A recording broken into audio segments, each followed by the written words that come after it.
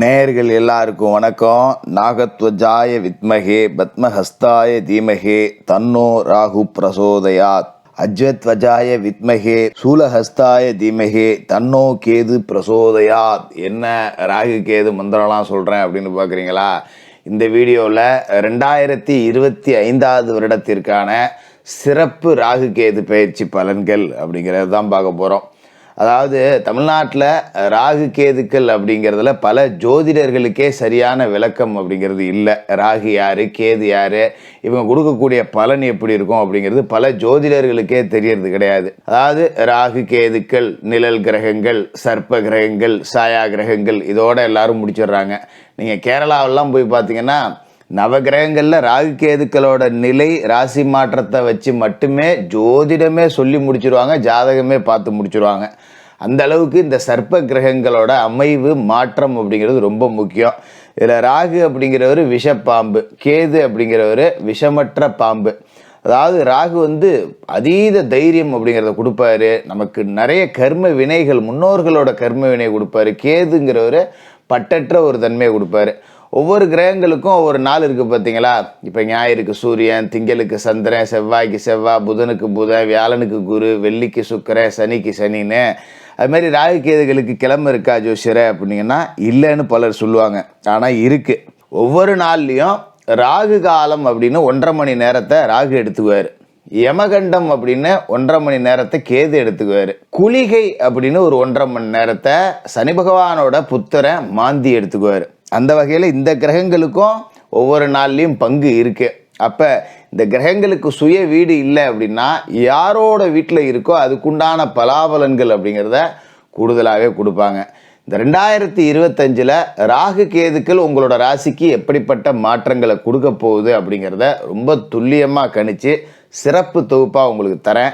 கடைசி வரைக்கும் பாருங்கள். நல்ல மாற்றம் இந்த சர்ப்ப கிரகங்களால் உங்களுக்கு உருவாகட்டும். விருச்சிக ராசி நேயர்களே, ராகு கேது பயிற்சி 2025. அதாவது ராகு உங்களோட ராசியை பொறுத்த வரைக்கும் 5ஆவது வீட்டில் இருந்துக்கிட்டு இப்போ 4ஆவது வீட்டுக்கு வரார். அதாவது அர்த்தாஷ்டம ராகு அப்படின்னு இதை நம்ம சொல்லுவோம். ராகு அர்த்தாஷ்டம ஸ்தானத்துக்கு வரார் அப்படிங்கும்போது விருச்சிகராசிக்காரர்களை பொறுத்த வரைக்கும் அட போப்பா, நாங்கள் அர்த்தாஷ்டம சனியவே பார்த்தாலும் அர்த்தாஷ்டம ராகு தானே, எவ்வளவோ அடி வாங்கிட்டோம், இதை வாங்கிக்க மாட்டோமா அப்படிங்கிற மாதிரி ஆளுங்க. ஆனால் பயப்படாதீங்க. ஏன்னா ராகு அர்த்தாஷ்டமத்தில் சும்மாலாம் வரலை, குரு பார்க்க புனிதப்பட்டு போய் வரார். அதாவது ஒரு கெட்டவன் திருந்தி நல்லவனாக வந்தால் எந்த அளவுக்கு நல்லவனாக இருப்பான், நேரடியாக நல்லவனாக இருக்கிறவனை விட பட்டு திருந்தினவன் தான் அதீத நல்லவனாக இருப்பான். அப்படிப்பட்ட இடத்துக்கு திருந்தி ராகு குரு பார்க்க புனிதப்பட்டு வரார். 4ஆம் இடம் அப்படிங்கிறது கல்வி, தாயாரோட உடல் ஆரோக்கியம், வீடு கட்டிட வகைராக்கள், இது எல்லாத்தையும் குறிக்கக்கூடிய இடத்துக்கு ராகு வந்தார் அப்படின்னா கெடுப்பார்.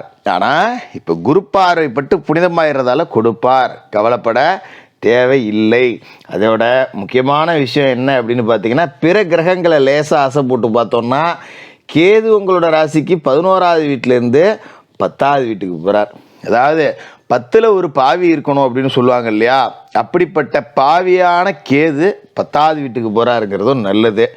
சனி உங்களோட ராசிக்கு 4ஆவது வீட்டிலேருந்து 5ஆவது வீட்டுக்கு போடுவார் இந்த காலகட்டத்தில். ஏன்னா அர்த்தாஷ்டம சனி உடல் ஆரோக்கியத்தை பாதித்து உங்களை போட்டு அடித்து துவைச்சி உடம்புல தெம்பே இல்லைடா, உடம்புல தெம்பு இருந்தால் கூட நான் எதாக இருந்தாலும் சமாளிச்சிருவேன், உடம்புல சத்து இல்லையேங்கிற அளவுக்கு சரி பண்ணி போட்டு அடிச்சிருப்பார். இப்போ அவரும் 5ஆவது வீட்டுக்கு போயிடுறாருங்கிறதால பூர்வ புண்ணிய ஸ்தானத்தில் சனி, கெஞ்சினாலும் கிடைக்காத பஞ்சம சனி, இது எல்லாமே உங்களுக்கு நல்ல அமைப்பு தான். குரு பகவான் உங்களோட ராசிக்கு 7லேருந்து 8க்கு போயிடுறார். அதாவது அஷ்டமத்து குருவாக போயிடுறார். உங்களோட ராசி அதிபதி செவ்வாய்க்கு நெருங்கிய நட்பு கிரகமான அவர் 8ஆம் இடத்துல போய் உட்கார்றார். ராசிக்கு 2க்கும் 5க்கும் அதிபதியான குரு அஷ்டமத்தில் அகப்படுறாருங்கிறப்ப கொஞ்சம் காசு பணம் வர்றதில் திணறும். ஆனால் குரு இருக்கிற இடத்த விட பார்க்குறதுக்கு இடத்துக்கு பலன் கூட பார்த்தீங்களா? அதை உங்களுக்கு நாம் பின்னாடி விரிவாக பேசுவோம். இப்போ ராகு கேதை பார்ப்போம் நம்ம. அதாவது ராகு 4ஆம் இடத்துக்கு புனிதப்பட்டு வரார் அப்படிங்கிறதால உங்களோட தாயாருக்கு உடல் ஆரோக்கியத்தில் இருந்த பிரச்சனைகள் சரியாகும். அப்பப்போ பிரச்சனைகள் வரும். ஆனால் பெரிய ஒரு ஆப்ரேஷன் பண்ணணும், 3 லட்சம் வேணும், 4 லட்சம் வேணும், நான் எங்கடா போய் நிற்கிறது அப்படிங்கிற அளவுக்குலாம் வராது. ஏதோ 1000-500 போட்டு ஆஸ்பத்திரிக்கு போகிற மாதிரி இருக்கும். கொஞ்சம் தாயாரோட உடல் ஆரோக்கியத்தில் அக்கறை அப்படிங்கிறது இருக்கணும். ஒரு சொந்த கட்டிடம் கட்டிடலாம் ராகு புனிதப்பட்டு போகிறதால் அப்படிங்கிறதால. அப்போ சொந்த வீடு கட்டணும் அப்படின்னு நினைக்கிறவங்க இந்த ராகு கேது பயிற்சி காலகட்டத்தில் நிச்சயமாக கட்டலாம். இதே காலகட்டத்தில் சனி பகவானும் பூர்வ புண்ணியஸ்தானத்தில் இருக்கார் அப்படிங்கிறதால பூர்வீக சொத்தில் வீடு கட்டணும்னு நினச்சாலும் சரி, இல்லை பூர்வீக சொத்தை விற்றுட்டு வெளியில் எங்கேயாவது அவுட்டரில் ஒரு இடத்த வாங்கி ஒரு வீட்டை கட்டணும் அப்படின்னு நினச்சாலும் சரி, அது எல்லாத்துக்குமே இது ரொம்ப உகந்த நேரமாக இருக்கும். அதுமாரி கேது பார்த்திங்கன்னா 10ஆம் இடத்துல இருக்கார்.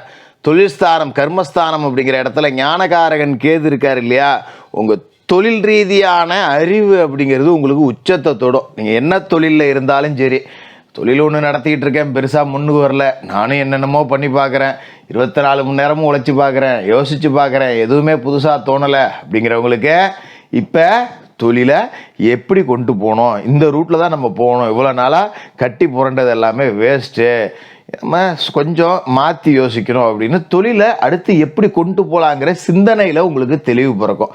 அப்பா இதாண்டா நம்ம தொழில் இப்படி தாண்டா போகணும் அப்படின்னு ஐடியாவை கண்டுபிடிச்சி அதை நோக்கி பயணம் செய்ய ஆரம்பிச்சிருவீங்க. தொழிலில் கொடிகட்டி பறக்கலாம்.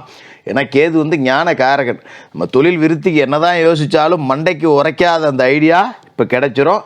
இதனால் தொழில் ரீதியாக முன்னுக்கு வரலாம். அதுமாரி ஒரு இடத்துல வேலை செய்கிறீங்க அப்படின்னா இப்போ உங்களோட யோசனை அப்படிங்கிறது நீங்கள் வேலை செய்யக்கூடிய கம்பெனிக்கு அவசியம் தேவைப்படும். பெரிய பிரச்சனை, ஆஃபீஸே அல்லோல கல்லோல போட்டுக்கிட்டு இருக்கும். மேனேஜர்லேருந்து முதலாளியிலேருந்து பெரிய பெரிய உங்களுக்கு மேலே வேலை செய்கிற ஆட்கள் அதிகாரிகள் எல்லாமே கடந்து தடுமாறுவாங்க. ஐயோ என்ன பண்ணுறது ஏது பண்ணுறது அடுத்து என்ன செய்ய போகிறோம் அப்படின்னு. ஆனால் போகிற போக்கில் ஒரு யோசனையை சொல்லுவீங்க, சார் இது இப்படி தான் சார், ஏன் சார் இதுக்காக சார் இவ்வளோ கஷ்டப்படுறீங்க, விடுங்க சார் நான் பார்த்துக்கிறேன் அப்படின்னு. அப்படியே ஆச்சரியப்பட்டுருவாங்க. அடா ஆமாம் இல்லை இவர் சொல்கிறதாயா சரி, இதுதான் செய்யணும், இவனை போய் இவ்வளோ நாள் நாம் கொஞ்சம் குறைச்சி மதிப்பிட்டோமே அப்படின்னு சொல்லிட்டு உங்களோட யோசனையால் நீங்கள் வேலை செய்கிற இடமே சுபிச்சமாக இருக்கும். அது மூலியமாக நீங்களும் சுபிச்சமாக இருப்பீங்க. அதுமாரி இந்த காலகட்டத்தில் விருச்சிக ராசிக்காரர்களை யார் வேலைக்கு வச்சுருக்காங்களோ அவங்க கொடிகட்டி பறக்கலாம். விருச்சிக ராசிக்காரர்கள் ஒருத்தருக்கு 1 லட்சம் சம்பாரித்து கொடுத்துட்டு அவங்கள்ட்டேருந்து 20,000 வாங்கிக்கலாம். 10,000 வாங்கிட்டு இருந்தால் இப்போ 20,000 ஆகிடுச்சு. ஆனால் சம்பாரித்து கொடுத்துட்டேன்னு விருச்சிக ராசிக்காரர்களை வேலைக்கு வச்சுருக்கவங்க இந்த காலகட்டத்தில் பெரிய ஆட்கள் தான்.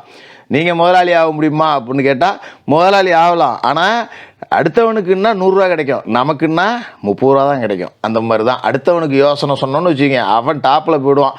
நம்ம கண்ணு முன்னாடியே வளர்ந்து வந்துட்டு நம்மள்ட்டே வந்து சொல்லுவான், மாப்பிள்ள நீ அன்றைக்கி ஒரு யோசனை சொன்னில்லடா, அது எனக்கு ரொம்ப பிடிச்சிருந்துடா, அதை தான்டா செஞ்சேன், இன்றைக்கி நல்லா இருக்கேன்டா, சந்தோஷம்டா, ரொம்ப தேங்க்ஸ்டா அப்படிம்பான். அதையே நம்ம செஞ்சோன்னா விளங்காது. அப்படி தான் ஓடிக்கிட்டு இருக்கோம் நிலைமை அப்படிங்கிறது. ஏன்னா குரு போய் அஷ்டமத்தில் மாட்டிட்டார். இருந்தாலும் கவலைப்பட வேண்டியதில்லை. குரு பார்வை ராசிக்கு 12க்கு கிடைக்குது, ராசிக்கு 2 கூழுது, ராசிக்கு 4 கூழுது. இது எல்லாமே நல்ல இடம்தான். அப்போ ராகுவும் புனிதப்பட்டு போகிறார். 12ஆம் இடத்துல விழுகிற குரு பார்வை கட்டிட வகைராக்களை கட்ட வைக்கணும். நான் ஏற்கனவே சொன்ன மாதிரி கல்வியில் செழித்து வாங்கலாம். உங்களோட பிள்ளைகள் விருச்சிக ராசியாக இருந்தாலும் சரி, நீங்கள் விருச்சிக ராசியாக இருந்தாலும் சரி, படிப்பு ரொம்ப நல்லா இருக்கும், நல்லா மார்க் எடுக்கலாம், படித்து முடித்த உடனே ஒரு வேலை கிடைக்கும். இந்த மாதிரியான அமைப்பு எல்லாமே கூடுதலாக இருக்குது. இதை பயன்படுத்திங்க. அதுமாரி வீடும் கட்டலாம். தனஸ்தானத்தில் குரு பார்வை அப்படிங்கிறது விழுவுது அப்படிங்கும்போது காசு பணத்துக்கு பஞ்சம் இருக்காது. அதுமாரி கொடுத்த வாக்கை காப்பாற்றுவீங்க, கடங்கண்ணி இருந்தால் அடைச்சிருவீங்க, கௌரவத்தோடு வாழுவீங்க அப்படிங்கிற ஒரு அமைப்பு கொடுக்குது.